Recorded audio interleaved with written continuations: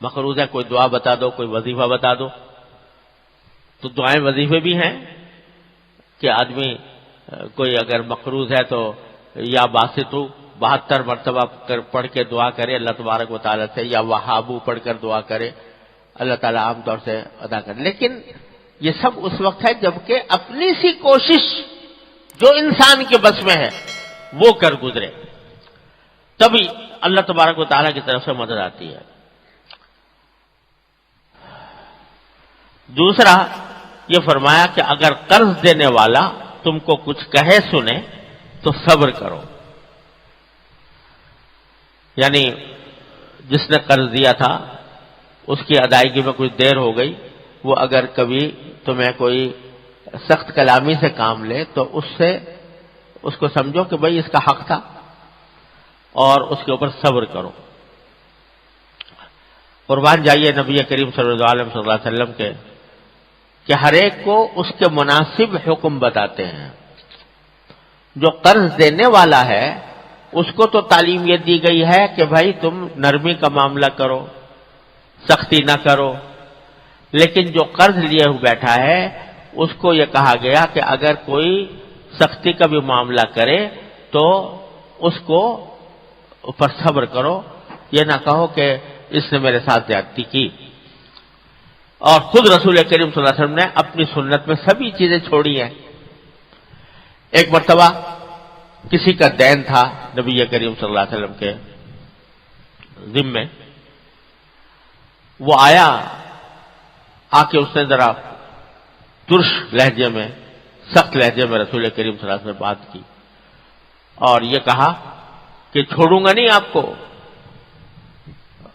آپ کو تنگ کرتا رہوں گا، چھوڑوں گا نہیں، مجھے ادائیگی کرو. حالانکہ رسول کریم صلی اللہ علیہ وسلم نے کب یہ کہا کہ میں نہیں ادائیگی کروں گا، لیکن وہ آ کے اس طرح کہ مجھے ہر حال میں وصول کروں گا، چھوڑوں گا نہیں. صحابہ کرام کے مجمع میں ایک آدمی آ کر، ایک عربی دیہاتی آ کر وہ رسول کریم صلی اللہ علیہ وسلم سے اس طرح سخت کلامی کا مظاہرہ کر رہا ہے. صحابہ کرام کو بڑا تیش آیا کہ یہ رسول کریم، تو انہوں نے کہا کہ جانتے ہو تم کس سے بات کر رہے ہو، کس سے بات کرتے ہو؟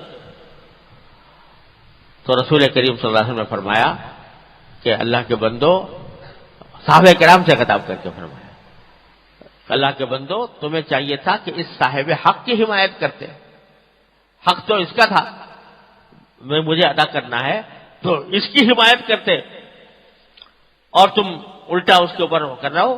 اس کو حق حاصل ہے، ان لصاحب الحق مقالا، جو صاحب حق ہوتا ہے اس کو کچھ کہنے کا بھی حق ہوتا ہے.